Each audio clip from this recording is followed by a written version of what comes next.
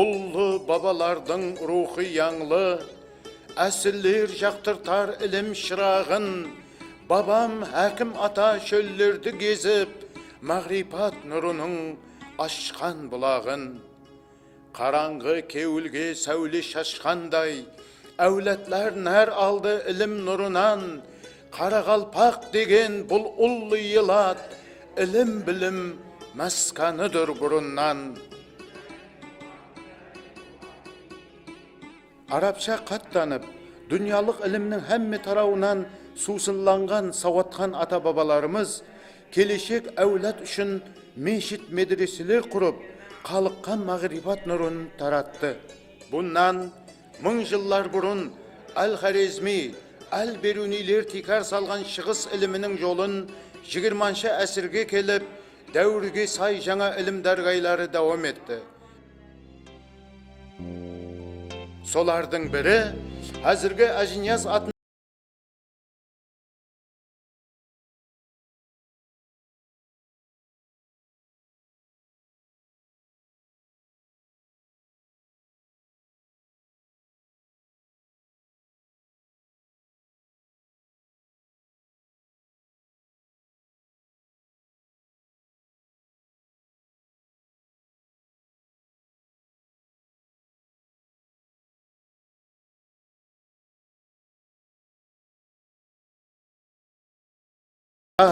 Şıgar bul saraydan bilimden bolup, dünya tanımında şegarab olmaz, kim yazışı kimi ilimpaz bolup.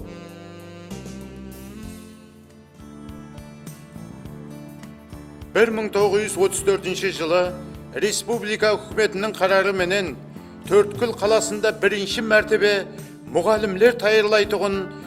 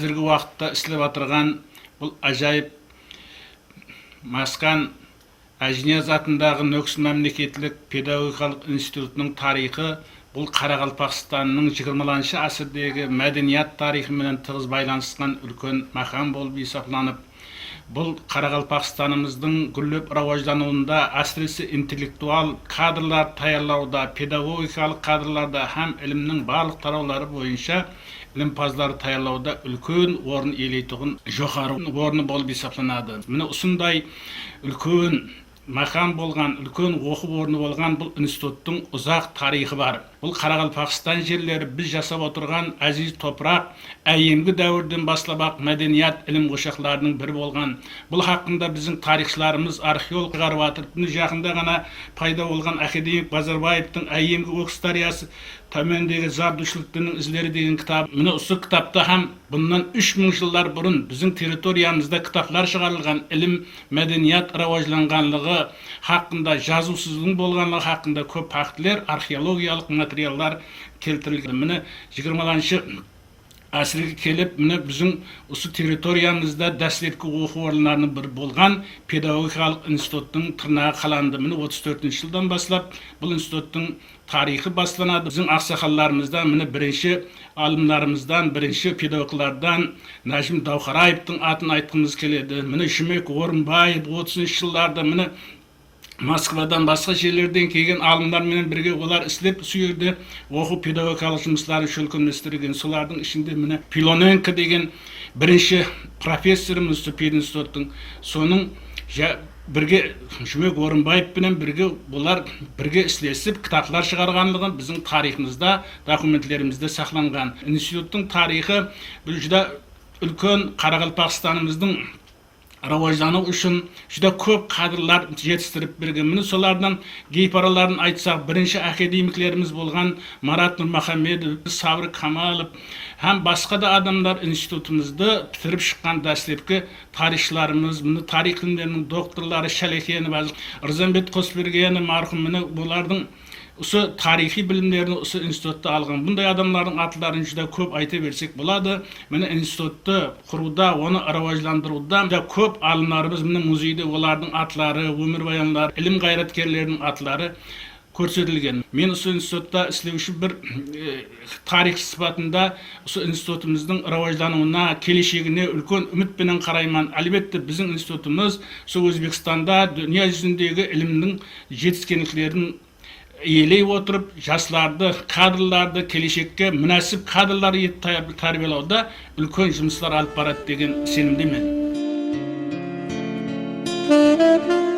Отан басына қауіп төнгенде институттан бірнеше жастар өз тілегі менен сауашқа атланды.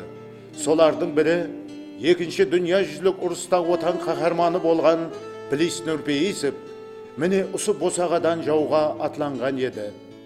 Олар алыс топырақларда қан кешіп жүріп, өз елінің тынышлығын қорғады.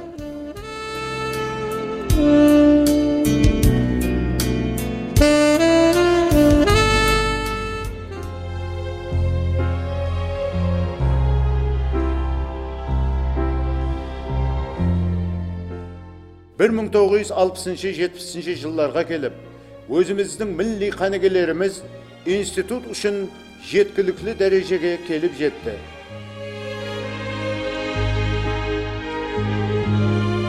Біз міне енді мақтанышпенен тілге алатығын, осы институт партасынан шығып, оның хүрметлі нұранилеріне айланған, бүгінгі күнде дүниялық ілімде салмақлы орны бар қатар академиклерімізге ие болдық.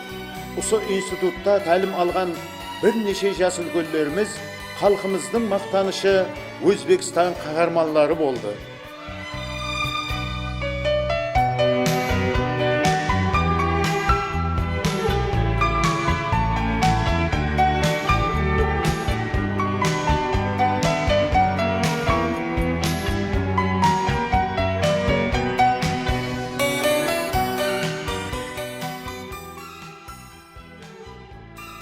Бұл қасиетлі дәргайдан ірі жәмиетлік қайраткер Қалдыбек Камаловтай, ауыл қожалығының тілсімін иелеген Бердібай Құрбановтай азаматлар жетілсіп шықты.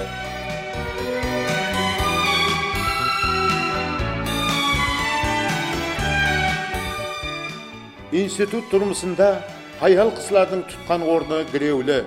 Олар шаңырақта ана, институтта ұстаз, жастары өміріміздің сәні. Қарақалпақстан Республикасының өсіп рауажлануында, экономикасының жетік пәтпенен алға ілгерілеуінде, халқымыздың дүниялық көлемде аты танылуында бұл алтын босағаның орны өз алдына.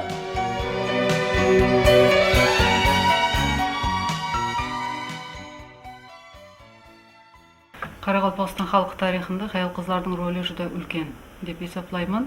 Мысалы, бұны тарихи фактылардан, архив материалларына текарланып, көп материалларды топлаған бір ілімпаз сыпатында айтуым мүмкін. 19 әсірдегі Қарақалпақ хаял қызларының тарихынан айрым фактыларды келтіретін болсақ, олар 19 әсірде өздерінің хақларыны, өздерінің пікірлеріні хатларда, аризаларда білдірген һәм ақ қағазлар талап еткен. Енді ақ қағазлар талап еткені ол мен азатман деген белгіні білдірген. Қарақалпақ хаял қызлары әзелден ілімлі, білімлі, сана сезімі жоғары дәрежеде руажланған қызлар болған. Олар медреселерде, мектеплерде оқыған. Медресе мектеплерде оқығанлар араб тілінде, парс тілінде, ескі қарақалпақ тілінде жазған һәм оқыған. Енді 20 әсірдің басыларынан айрым мысалдар келтіретін болсақ, олар өзлерінің хақларын талап етіп, өзінің мемлекет алып барып жатқан саясатқа өзінің қатынасыны, пікірлерін білдіріп, араласып жүрген. 1934 жылы Нөкіс мемлекеттік педагогикалық институты ашылады. Хаял қызлар белсенділік көрсетеді. Мысалы, олардан Рябинова, кейін сол пединститутта оқыған, кейіншелік сол мұғалім болып қалған хаял қызларым бар. Олардан Гүлзира Ерниязова, Тимашова, кейін Қыдырниязова сол пединститутқа келіп мұғалім болып істеген. Екінші дүниежүзілік ұрыс уақытында да пединститутта тек арынан хаял қызлар көпшілікті белгілеген. Мұғалімлер арасында да айрым мысалы педагог психология, тарих, физика пәндерін рухландыруда да хаял қызлардың рөлі үлкен болған. Олардан айрымларын мысал етіп келтіруіміз мүмкін. Мысалы, тарих пәнін рухландыруда Беккулова Зайнаб апаның рөлі жүдә үлкен болған. Беккулова Зайнаб апа тарих кафедрасына басшылық еткен, декан болып істеген һәм бірнеше қанша шәкіртлер даярлаған. Зайнаб апа Беккулова маған ilmi басшылық етіп, Қарақалпақстан халық тарихыны жазуды, тек арна хаял қызлардың тарихын зерттеуді маған маслихат берді. Кейіншелік сол кісінің жолламбасы менен мінекей кандидатлық диссертациясын жақладым, докторлық диссертациясын жақладым. Қазір біздің пединститутымызда бір қатар ілім докторлары, ілім кандидатлары, доцентлер, ассистент оқытушы, хаял қызлар жұмыс істеп жатыр. Және бір кішкентай мысал келтіруіміз мүмкін. Тарих география факультетінде азырғы күнде 832 студент тәлім алады. Соның 50%-тен асыламыны жас қызлар студентлер құрайды. Біздің факультетімізде де 100-ге жақын мұғалімдер істейді. Олардың көпшілігін хаял қызлар құрайды. Олар өздерінің білімі, ілімі менен жастарды ғаресіліктің текарында тәрбиялауға, ватанды сүйушілік рухында тәрбиялауға өздерінің үлкен үлесін қоспақта.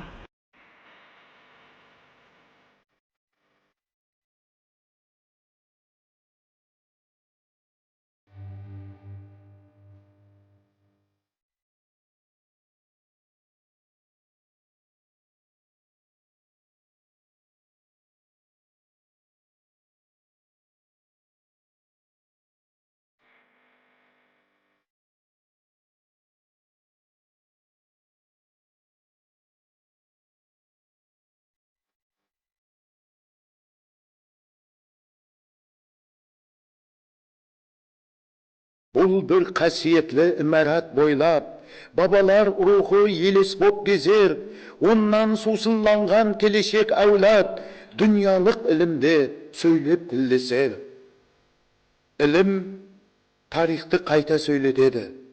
Жастарымыздың тасқын күш қайраты, ілім білімге деген таусылмас ынтасы біздің неше әсірлік өтмішімізді бүгін көз алдымызға қайта елестетеді.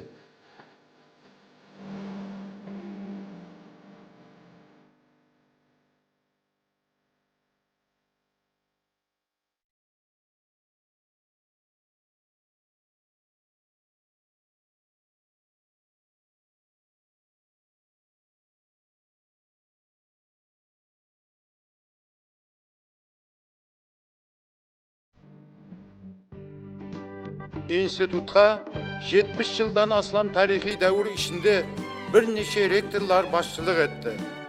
Olar elimizge milli kaynageler yetiştirip berüde, instituttun ilmi ortalığın teminlewde belsendilik görsetdi.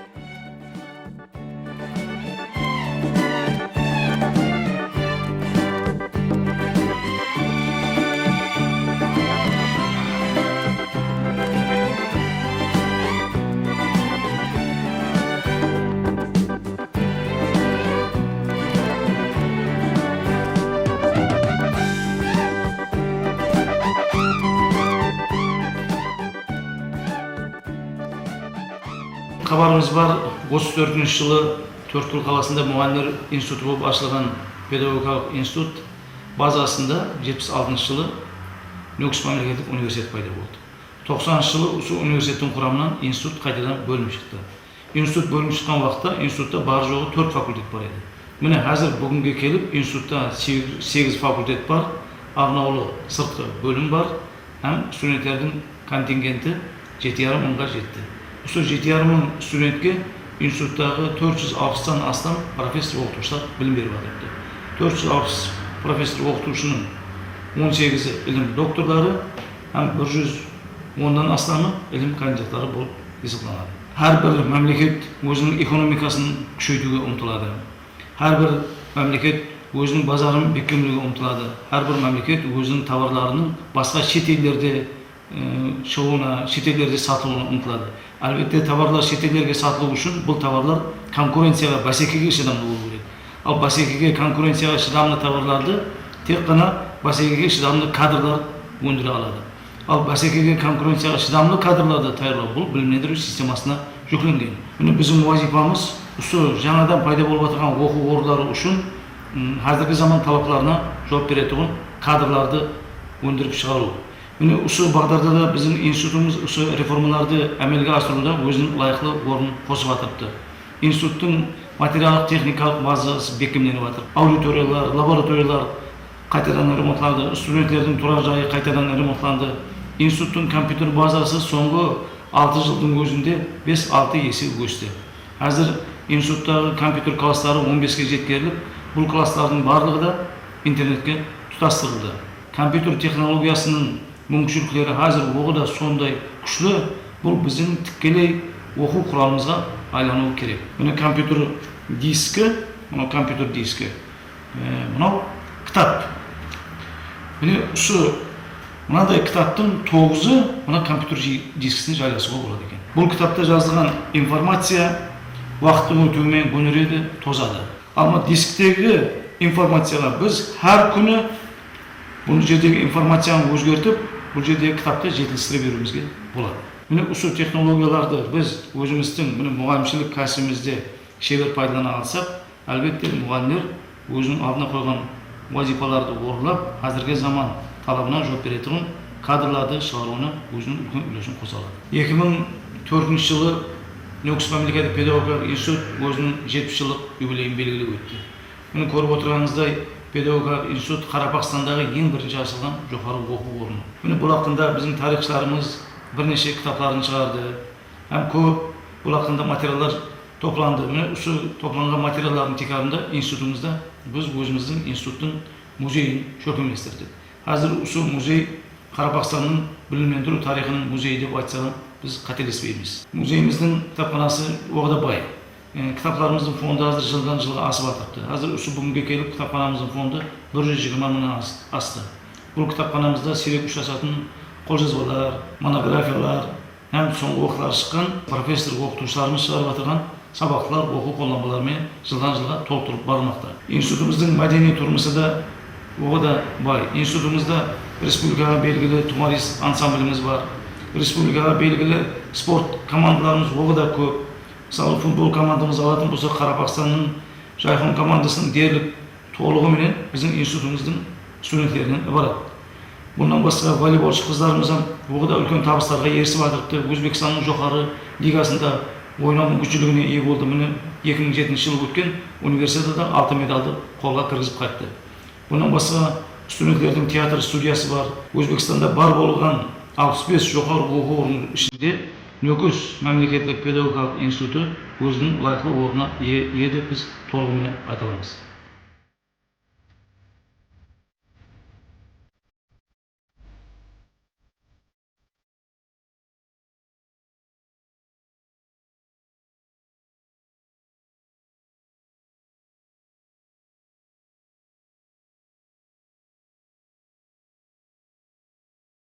Ilim mudama alga ilgirlewde, tınımsız izlenewde talap etedi. Institutda ilmi derejelerge iyi kanegeli tayarlaw mudama bas dikkatda turadi.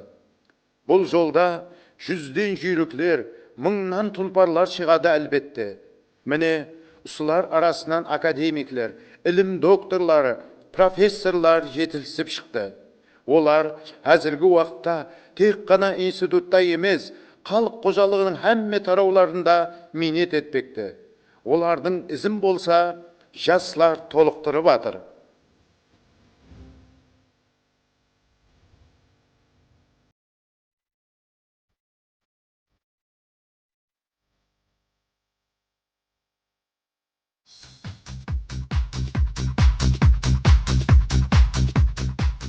Institut öz içinden çıkan türlü tarawdagy talantlı jaslary menen maqtanyş ete alady.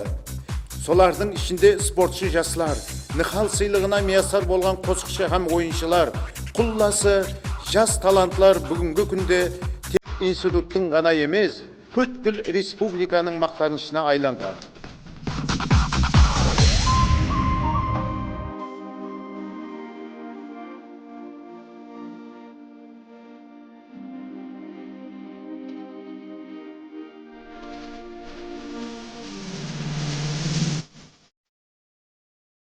Halkımızda jas gelse iske degen nakıl var. İnstitutta kuruluşçu studentler toparı keşe bugün payda bolgan emes. Paytaxtymyzdagy sondaýak bir qatar rayonlardagy suluw zamanagoy imaratlarda bir wagtlary usu institutta student bolgan azamatlardyň aytarlykday ülesi var. İnstitut bul dasturdy bugün de dawam etmekde.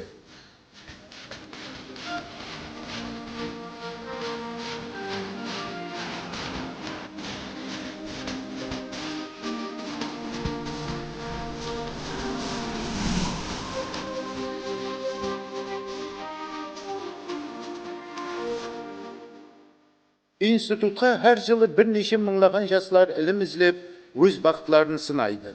Olar içinen eng bilimlileri adil test sınaklarından ötüp student degen atga iye bolady.